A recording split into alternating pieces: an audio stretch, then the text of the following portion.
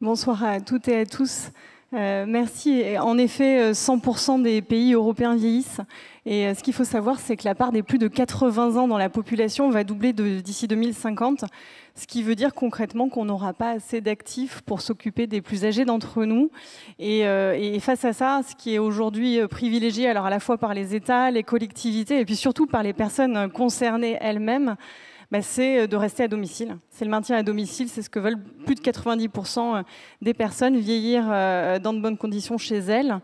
Et alors comment on fait ça? On fait ça avec des moyens humains, c'est-à-dire des auxiliaires de vie, de l'aide au lever, du portage de repas, de la coordination des personnels soignants autour des personnes à leur domicile. Et puis on fait ça grâce à des nouvelles technologies.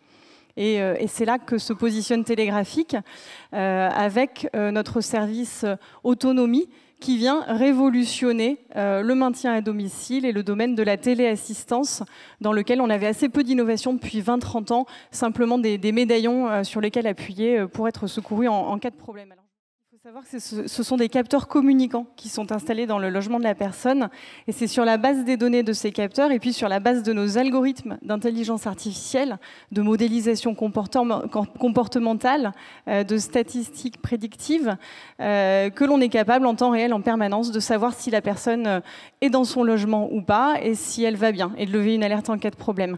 Et puis, de plus en plus, également, grâce à la grande quantité de données que nous manipulons, on est capable de détecter des choses qui dérivent dans le temps et des personnes qui peut-être commencent à avoir des sommeils agités, se lèvent 4 à 5 fois par nuit alors qu'auparavant elles se levaient peut-être une fois et qui nécessitent peut-être de réviser leur situation ou de faire le point avec un médecin.